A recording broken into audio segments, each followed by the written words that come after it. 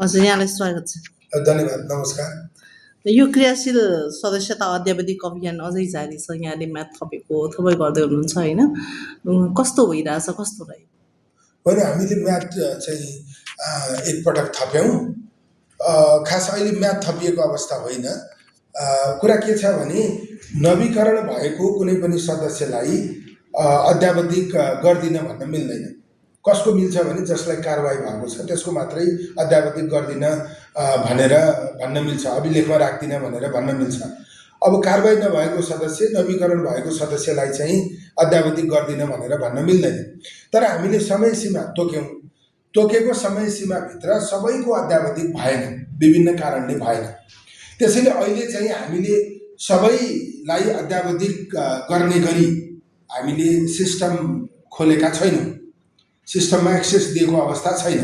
अहिले हामीले के भनेका छौँ भने यो जेठको 28 गते पछाडि यदि कुनै वडामा अथवा क्षेत्रका धेरै वडाहरूमा या जिल्लाका धेरै वडाहरूमा अध्यावधिक छुटेको छ भने वडाले, क्षेत्रीय सभापतिले या जिल्ला सभापतिले हाम्रो जिल्लामा रहेका नवीकरण गरेका सदस्यहरूको अध्यावधिक छुटेको छ, हामीलाई सिस्टममा प्रविष्ट गर्न मौका दिनुहोस् भनेर भन्नुभयो भने हामीहरूले उहाँहरूका लागि 2 घन्टा, 3 घन्टा, 5 घन्टा सिस्टममा प्रविष्ट गर्ने व्यवस्था गर्छौँ। त्यो हामीले अबको 7 गतेसम्मका लागि त्यसरी सिस्टममा प्रविष्ट गर्ने व्यवस्था चाहिँ हामीले गरेका छौँ। त्यो चाहिँ जसको छुटेको छ, मैले अघि नै पनि भने, नवीकरण गरेको सदस्यको अध्यावधिक गर्दिन भन्न मिल्दैन। यो चाहिँ अपडेट हो, यो चाहिँ सदस्यता चाहिँ अध्यावधिक प्रणालीको नयाँ भर्सन हामीले चाहिँ विकास गरेको हो। त्यसकारण हामीहरू छुटेका सबैको अध्यावधिक गर्न खोजिरहेका छौँ, वातावरण बनाउन खोजिरहेका छौँ। वरिष्ठ नेतादेखि लिएर सक्रिय सदस्य मध्ये जसको पनि हामीले अझै अध्यावधिक गर्छौँ। तर उहाँहरूले सूचना दिनु पर्यो, उहाँहरूले निवेदन दिनु पर्यो, मेरो अध्यावधिक छुट्यो, म अध्यावधिक गर्न चाहन्छु भनेर उहाँहरूले भन्नु पर्यो। यहाँहरूको जुन डेटा अनुसार चाहिँ होइन, अब झन्डै 6 लाख बढी अध्यावधिक गराइसक्नु भएको छ। 1 लाख बढी चाहिँ अझै पनि अब त्यो प्रणालीमा प्रवेश गरिसकेको तर अप्रुभ भइ नसकेको अवस्था छ होइन। यहाँहरूको 14औं महाधिवेशनमा हामीले डेटा हेर्दाखेरि 8,72,000 समथिङ कति थियो सदस्यता होइन। अहिले 6 लाख भइरहँदाखेरि अरू 2 लाख चाहिँ कता गए त सदस्यहरू? अनि ती 2 लाखलाई चाहिँ यहाँले समेट्नुहुन्छ कि हुँदैन? यो अध्यावधिकमा समेटिनुहुन्छ कि हुँदैन उहाँहरू? अनि यसमा यस्तो हो, यो चाहिँ अलिकति हामीले कुरा बुझाउन सकिराखेका छैनौँ। 14औं महाधिवेशनमा 8,66,000 क्रियाशील सदस्य हुनुहुन्थ्यो। त्यो भनेको सदस्यता सम्बन्धी सबै काम सकिएपछि अधिवेशनका लागि तयार गरेको सदस्यता अथवा सदस्यको नम्बर हो। अब अहिले कस्तो छ भने अहिले हामीले अध्यावधिक गरेको के हो भने सदस्यता वितरण प्रणालीको सबै काम सकिएपछि अध्यावधिक भएको होइन।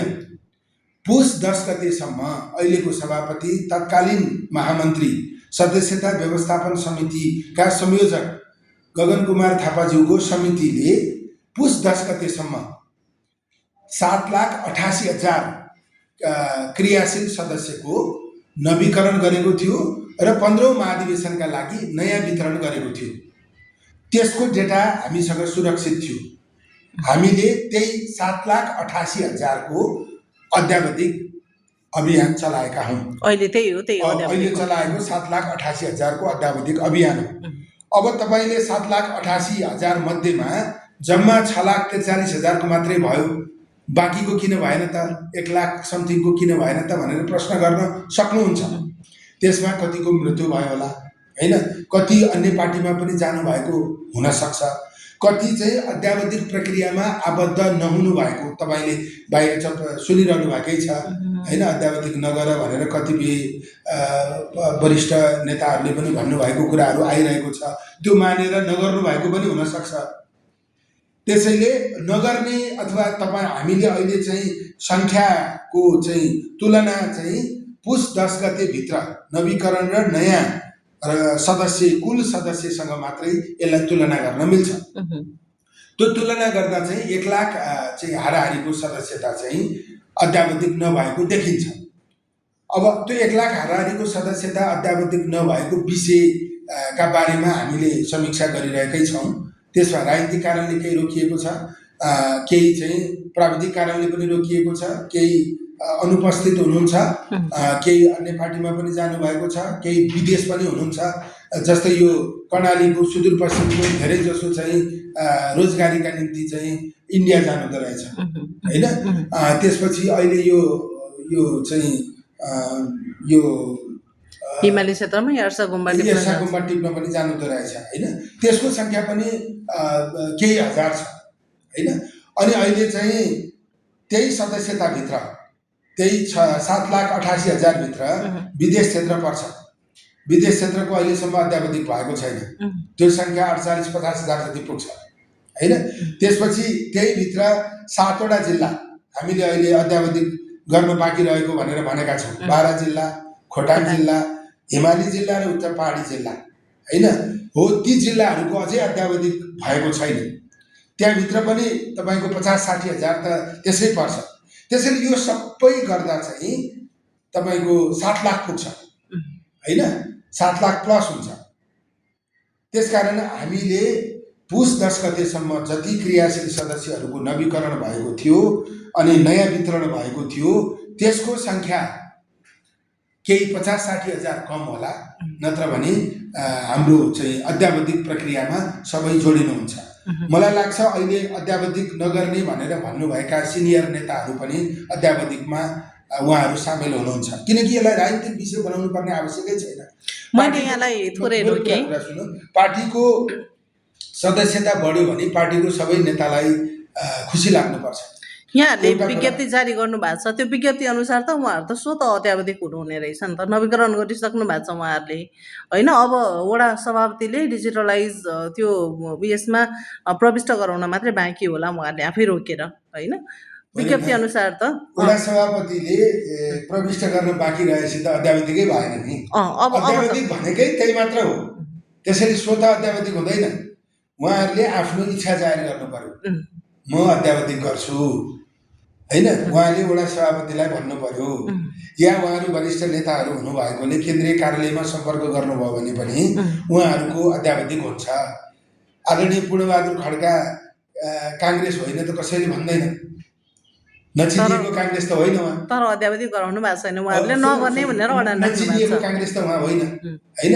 त्यसैले उहाँले केन्द्रीय कार्यालयमा मेरो अद्यावधिक गरिदेऊ भनेर भन्नुभयो भने हामीलाई चाहिने सूचना हामीले नै मेहनत गरेर उहाँसँगबाट लिन्छौँ। उहाँले भन्नै पर्छ होइन, त्यो त व्यक्तिले आफ्नो इच्छा जाहेर नगरिकन कसरी अद्यावधिक हुन्छ। वडा सभापतिले उहाँको नाममा चाहिँ अद्यावधिक गराउनु भयो भने कुनै पार्टीको सदस्यता लिने नलिने, निरन्तरता दिने नदिने, अद्यावधिक प्रक्रियामा भाग लिने नलिने त्यो व्यक्तिको स्वायत्त कुरा होइन, स्वतन्त्र कुरा होइन।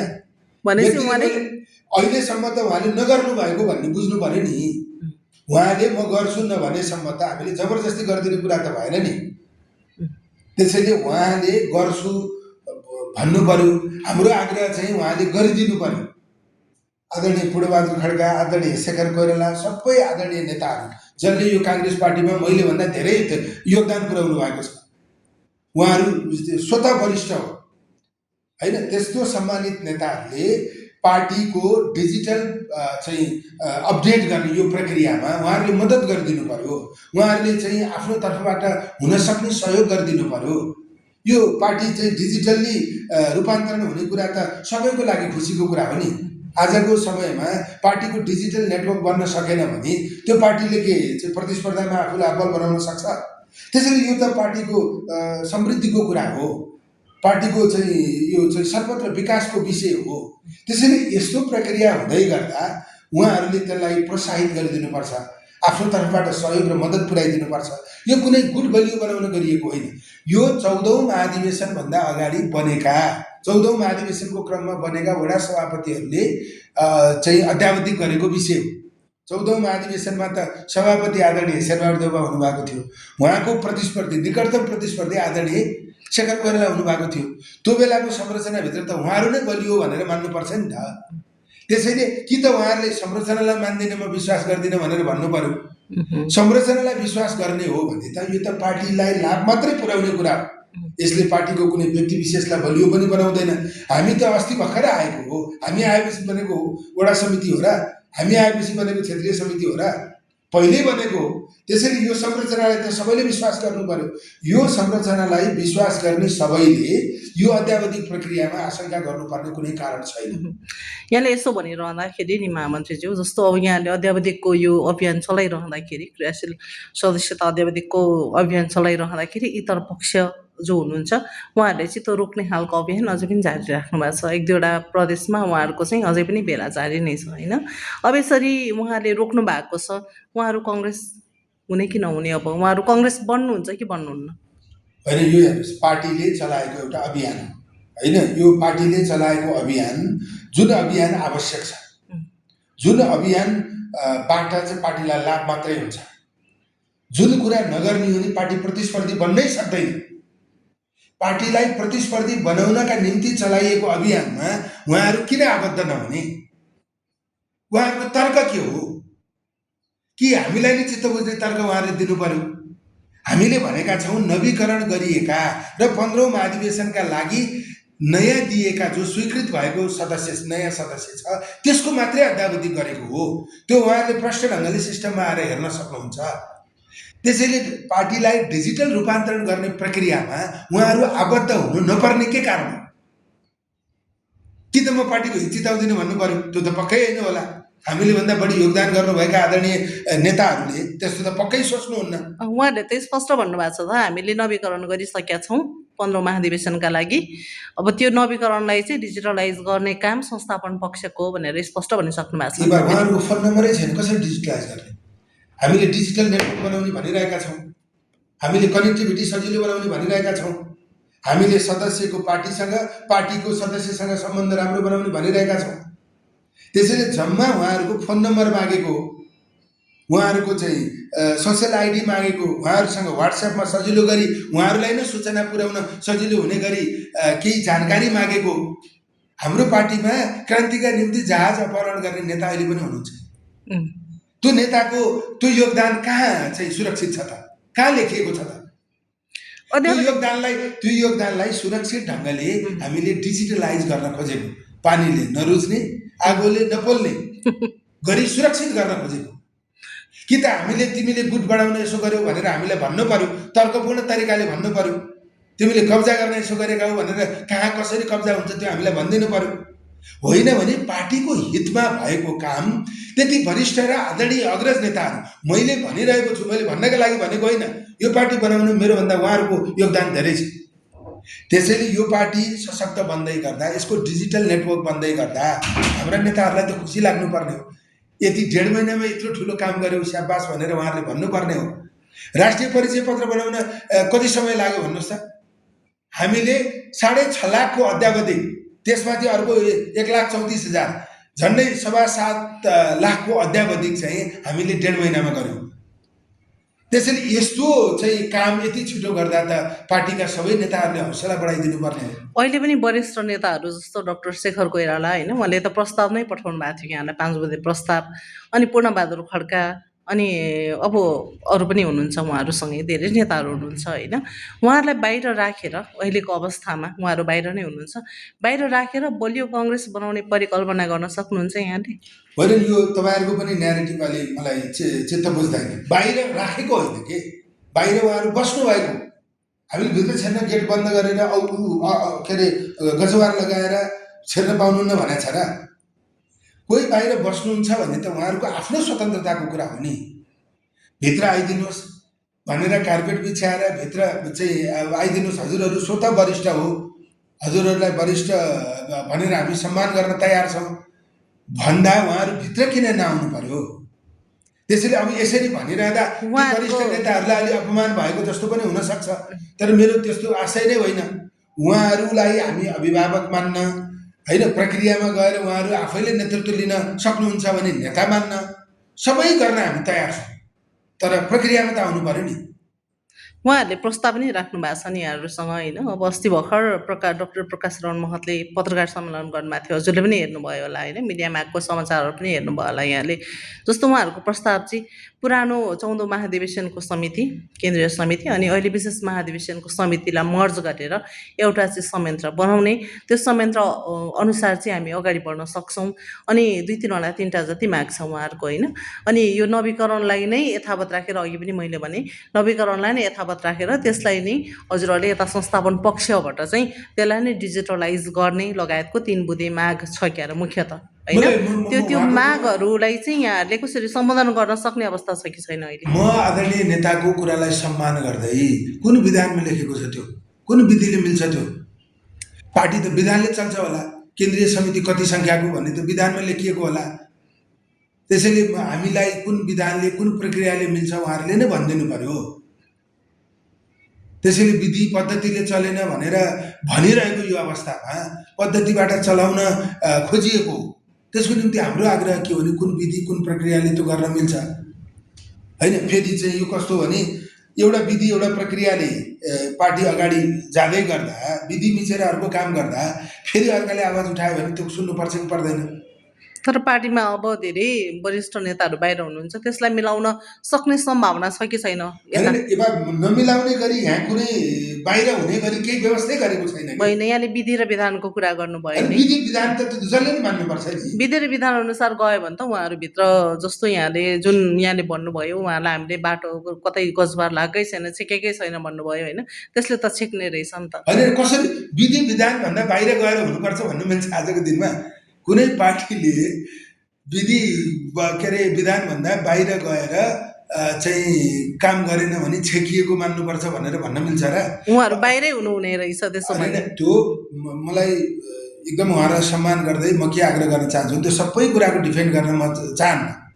यो खालि आज आम जनताले के खोजिरहेको छ काङ्ग्रेसबाट, यस्तो कुरा खोजिरहेको हो होइन। यो मर्ज गर, यो चाहिँ मलाई यो पद देऊ भनेर काङ्ग्रेसबाट काङ्ग्रेसीहरूले यो कुरा भनिरहन् भनेर जनताले चाहेको हो र? उहाँहरूले त सार्वजनिक रूपमै हामीलाई पद चाहिँदैन, जस्ट हामी कङ्ग्रेसी मात्रै बन्न खोजेको, हामी कङ्ग्रेसी नै हो, तर हाम्रो 1-2वटा शर्त चाहिँ मानिदिनु पर्छ भनेर शर्त राख्नु। उहाँहरूलाई कङ्ग्रेस हुन कसले रोकेको छ? के हो 1-2टा शर्त भनेको? त्यो मर्ज गर्नुपर्छ भने के हो त? पद नचाहिने भए त्यो मर्ज गर्नुपर्छ किन भन्नुभएको? उहाँलाई आशंका छ 15औं महाधिवेशन चाहिँ निष्पक्षता रूपमा हुँदैन भनेर उहाँले आशंका गर्नुभएको छ। जसले जसलाई पनि भन्न मिल्छ कि एउटा विधिबाट नेतृत्वमा आइसकेपछि आशंका गर्न मिल्दैन होइन। आशंका त्यो त पहिला चाहिँ शेरबहादुर दाइ सभापति हुँदा पनि उहाँले 14औं महाधिवेशन गराउनु भएकै हो। 13औँबाट आउनुभएको सभापतिले माथि हाम्रो आशंका छ चाहिँ हामी अर्को फेर्छौँ भनेर कसैले भनेको भए हुनेवाला कुरा थिएन। त्यसैले जो सभापति हुनुहुन्छ उहाँले नै अधिवेशन गर्ने हो होइन। अब हामीले के भनेका छौँ भने अद्यावधिक यो प्रक्रिया हो, यो अभियान हो, यसमा सहभागी भइदिनुहोस्। केन्द्रीय कार्य समितिमा चाहिँ ल्याउन विधानले मिल्ने जति सङ्ख्या छ त्यो सबै सङ्ख्याभित्र हामी समेट्ने गरी अगाडि बढ्छौँ।